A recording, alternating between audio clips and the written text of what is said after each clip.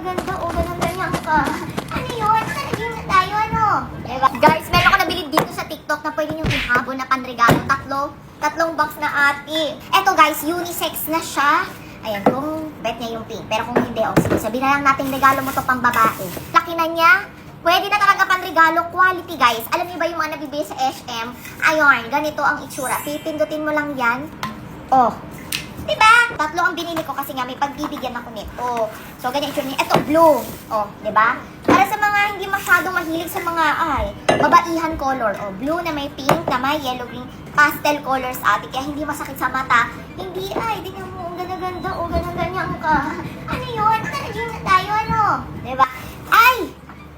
Green, ate. Alam niyo ba, isa to sa mga favorite color ko na din. Kapag bumibili ako talaga ng mga panregalo or panggamit, magamit-gamit ko talaga, hindi na mawala tong greeny pink. Kasi, una sa lahat guys, nakaka-improve siya ng mood natin. Tarang stress reliever ang color na green.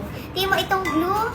Oh, mamili ka na lang. Mag-order ka na sa Yellow Basket, ipanregalo mo na to sa mga gusto mong ipanregalo. Teenager pataas ako, ma-appreciate nila kasi itsura pa lang, apaganda. Marami ng mura ngayon guys na quality. Bilisan mo sa akin ka lang makakuha ng mura!